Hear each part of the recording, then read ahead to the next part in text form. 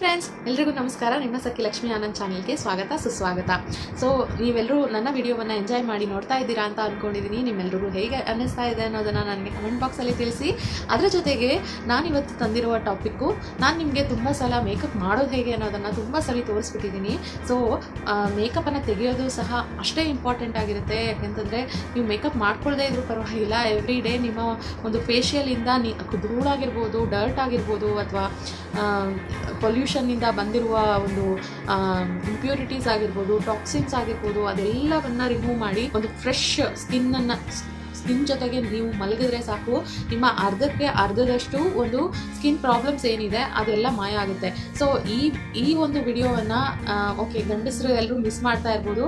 ಅಂದರೆ ಮೋಸ್ಟ್ಲಿ ಇವರು makeup remove ಮಾಡೋದು ಹೇಗೆ ಅಂತ ಹೇಳ್ತಾ ಇದ್ದಾರಪ್ಪ, ಬೇಡ ಇದು ಅಂತ ಎಷ್ಟೋ ಜನರಿಗೆ ಅನ್ನಿಸ್ಬೋದು. ಸೊ ದಯವಿಟ್ಟು ಆ ರೀತಿ ಅಂದ್ಕೋಬೇಡಿ. ಯಾಕೆ ಅಂತಂದರೆ ನಾನಿಲ್ಲಿ ಬರೀ ಮೇಕಪ್ ಬಗ್ಗೆ ಹೇಳ್ತಾ ಇಲ್ಲ, ಡೈಲಿ ನಿಮ್ಮ ಒಂದು ಮುಖದ ತ್ವಚೆ ಮೇಲೆ ಇರುವ ಒಂದು ಕಲ್ಮಶವನ್ನು ಹೇಗೆ ಪ್ರಾಪರಾಗಿ ತೆಗಿಬೋದು ಅನ್ನೋದರ ಬಗ್ಗೆ ಮಾತಾಡ್ತಾ ಇದ್ದೀನಿ.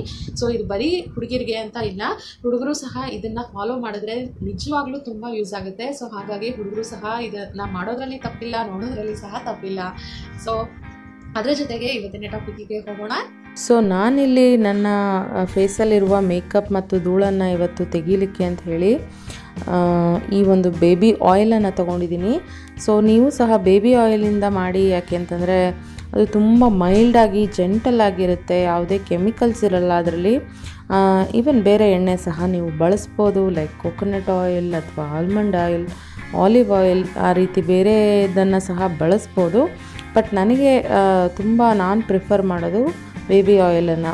ಸೊ ಬೇಬಿ ಆಯಿಲನ್ನು ಈ ರೀತಿ ಹಚ್ಚಿ ಒಂದು ಮೃದುವಾದ ಮಸಾಜ್ ಕೊಡಿ ಎಲ್ಲ ಕಡೆಗೆ. ತುಂಬ ಹಾರ್ಷಾಗಿ ಉಜ್ಜಬೇಡಿ, ಮೃದುವಾಗಿ ಉಜ್ಜ್ತಾ ಬನ್ನಿ. ಎಲ್ಲ ಮೇಕಪ್ಪು ಒಳಗಿರುವ ಡಸ್ಟು ಎಲ್ಲ ಕ್ಲೀನ್ ಆಗುತ್ತೆ. ಅದರ ಜೊತೆಗೆ ಇದನ್ನು ಒಂದು ಎರಡು ನಿಮಿಷದಿಂದ 3 ನಿಮಿಷದವರೆಗೂ ಈ ರೀತಿ ನೀವು ಮಾಡಬೇಕು ಮಸಾಜನ್ನು. ಯಾಕೆ ಅಂತಂದರೆ ಆಗ ಮಾತ್ರ ಒಳಗಿರುವ ಡಸ್ಟು ಮತ್ತು ಮೇಕಪ್ಪು ಎಲ್ಲ ಆಳದಿಂದ ಬರುತ್ತೆ.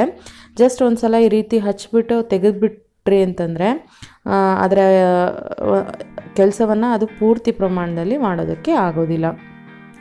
ಸೊ ಇನ್ನೊಂದು ಏನಪ್ಪ ಅಂತಂದರೆ, ತುಂಬ ಜನ ಆ್ಯಕ್ಚುಲಿ ಇದು ಬಂದು ವೆಟ್ ವೈಪ್ಸ್ ತೊಗೊಂಡಿದ್ದೀನಿ ನಾನು. ವೆಟ್ ವೈಪ್ಸ್ ಯಾಕೆ ತೊಗೊಂಡಿದ್ದೀನಿ ಅಂತಂದರೆ, ವೆಟ್ ವೈಪ್ಸಿಂದ ನೀವು ಈ ರೀತಿ ಒರೆಸಿದಾಗ ಮೇಕಪ್ ಎಲ್ಲ ಈಸಿಯಾಗಿ ಬಂದುಬಿಡುತ್ತೆ. ಕೆಲವೊಂದು ಸಲ ನಾವು ಕತ್ತಿಗೆ ಸಹ ಮೇಕಪ್ ಹಚ್ಚುವಾಗ ಹಚ್ಚಿರ್ತೀವಿ ಕ್ರೀಮ್ಸನ್ನು.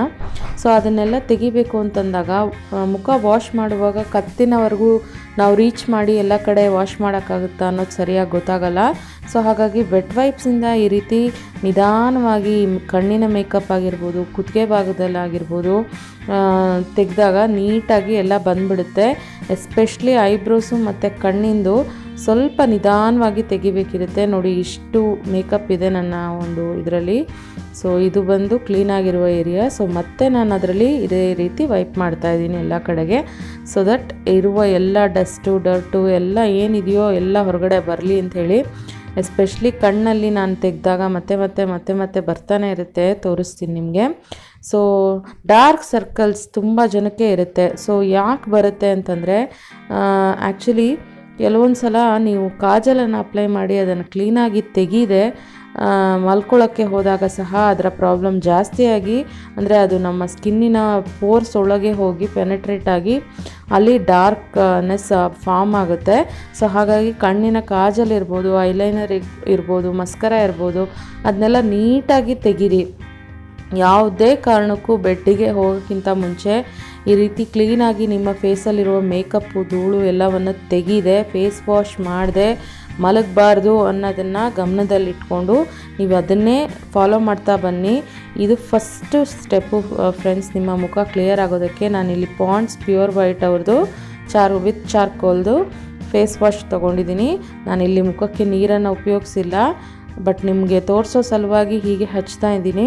ಬಟ್ ನೀವು ಮುಖಕ್ಕೆ ನೀರು ಹಚ್ಚಿ ಅದಾದಮೇಲೆ ಈ ರೀತಿ ಫೇಸ್ ವಾಶನ್ನು ಹಚ್ಚಿ ನೀಟಾಗಿ ಮುಖವನ್ನು ತೊಳ್ಕೊಳ್ಳಿ. ಸೊ ತುಂಬಾ ಇದು ಫಸ್ಟ್ ಸ್ಟೆಪ್ ಅಂತಲೇ ಹೇಳಬೇಕು. ನಿಮ್ಮ ಒಂದು ಸ್ಕಿನ್ನಲ್ಲಿ ಯಾವುದೇ ಮೊಡವೆ ಆಗಲಿ ಅಥವಾ ಮಾರ್ಕ್ಸ್ ಆಗಲಿ ಹೋಗಬೇಕು, ಅದು ಮತ್ತೆ ಪಿಂಪಲ್ಸ್ ಬರಬಾರ್ದು ಅಂತಂದರೆ ಇದು ಫಸ್ಟ್ ಸ್ಟೆಪ್ಪು ನೀವು ಪಾಲಿಸಬೇಕಾಗಿರೋದೇ ಇದು. Every day night without fail ನಾನು ಹೇಳಿರುವ ಹಾಗೆ ಫೇಸ್ ವಾಶನ್ನು ಮಾಡಿ, ಆಮೇಲೆ ಒಂದು ಟೋನರನ್ನು ಬಳಸಿ, ನೈಟ್ ಕ್ರೀಮನ್ನು ಬಳಸಿ ಮಲಗೋದನ್ನು ರೂಢಿ ಮಾಡ್ಕೊಳ್ಳಿ. ಖಂಡಿತ ನಿಮ್ಮ ಮುಖದಲ್ಲಿ ಇರುವ ಎಲ್ಲ ಕಲೆಗಳು, ಎಲ್ಲ ಮೊಡವೆ ಹೋಗುತ್ತೆ. ವಿಡಿಯೋದಲ್ಲಿ ಯೂಸ್ ಮಾಡಿರುವ ವೆಟ್ ಪೈಪ್ಸ್ ಮತ್ತು ಫೇಸ್ ವಾಶನ್ನು ನಿಮ್ಮ ಯಾರಿಗಾದರೂ ತೊಗೋಬೇಕು ಅಂತ ಆಸೆ ಇದ್ದರೆ ನಾನು ಅದರ ಲಿಂಕನ್ನು ಡಿಸ್ಕ್ರಿಪ್ಷನ್ ಬಾಕ್ಸಲ್ಲಿ ಕೊಟ್ಟಿರ್ತೀನಿ, ನೀವು ಅಲ್ಲಿ ಹೋಗಿ ಅದನ್ನು ತೊಗೋಬೋದು. ಎರಡು ಪ್ರಾಡಕ್ಟು ಸಹ ತುಂಬ ಚೆನ್ನಾಗಿದೆ, ತುಂಬ ಯೂಸ್ ಆಗೋವಂಥ ಪ್ರಾಡಕ್ಟು. ಮತ್ತು ನಾಳಿನ ವಿಡಿಯೋವನ್ನು ದಯವಿಟ್ಟು ಆಯ್ಲಿ ಫೇಸ್ ಇದ್ದರೆ, ನಿಮಗೆ ಎಸ್ಪೆಷಲಿ ಆಯ್ಲಿ ಫೇಸ್ ಇದ್ದರೆ ಖಂಡಿತ ನೋಡೋದನ್ನು ಮರಿಬೇಡಿ. ಯಾಕೆಂದರೆ ಸೂಪರಾಗಿರೋ ಒಂದು ಟ್ರಿಕ್ಕನ್ನು ತರ್ತಾ ಇದ್ದೀನಿ ಆಯ್ಲಿ ಫೇಸನ್ನು ಇನ್ಸ್ಟೆಂಟಾಗಿ ರಿಡ್ಯೂಸ್ ಮಾಡೋದಕ್ಕೆ. ಸೊ ಅದರಿಂದ ನಿಮ್ಮ ಆಯ್ಲಿ ಫೇಸ್ಗೆ ಒಂದು ತ್ವರಿತವಾದ ಉಪಶಮನ ಸಿಗುತ್ತೆ ಅಂತ ಅಂದ್ಕೊಂಡಿದ್ದೀನಿ. ಸೊ ಹಾಗಾಗಿ ನಾಳೆಯ ಒಂದು ವಿಡಿಯೋವನ್ನು ಮಿಸ್ ಮಾಡದೆ ನೋಡಿ. ಸೊ ನೋಡಿದ್ರಲ್ಲ ಫ್ರೆಂಡ್ಸ್, ಇವತ್ತಿನ ಟಾಪಿಕ್ ಹೇಗೆ ಅನ್ನಿಸ್ತು ನಿಮಗೆ? ಸೊ ನಿಮಗೆ ಇವತ್ತಿನ ಟಾಪಿಕ್ ಅನ್ನೋದನ್ನು ಕಮೆಂಟ್ ಬಾಕ್ಸಲ್ಲಿ ತಿಳಿಸಿ ಫ್ರೆಂಡ್ಸ್. ಸೊ ನೀವು ನನ್ನ ವಿಡಿಯೋಸನ್ನು ಎಂಜಾಯ್ ಮಾಡ್ತಾ ಇದ್ದೀರಾ ಅಂತ ಅಂದ್ಕೊಂಡಿದ್ದೀನಿ, ಅದರ ಬಗ್ಗೆ ಸಹ ತಿಳಿಸಿ. ನಾನು 10,000 ಸಬ್ಸ್ಕ್ರೈಬರ್ ಆಗಿದ ತಕ್ಷಣ ಗಿವ್ಅವೇಯನ್ನು ಅನೌನ್ಸ್ ಮಾಡ್ತೀನಿ ಅಂತ ಹೇಳಿದ್ದೀನಿ ಈಗಾಗಲೇ.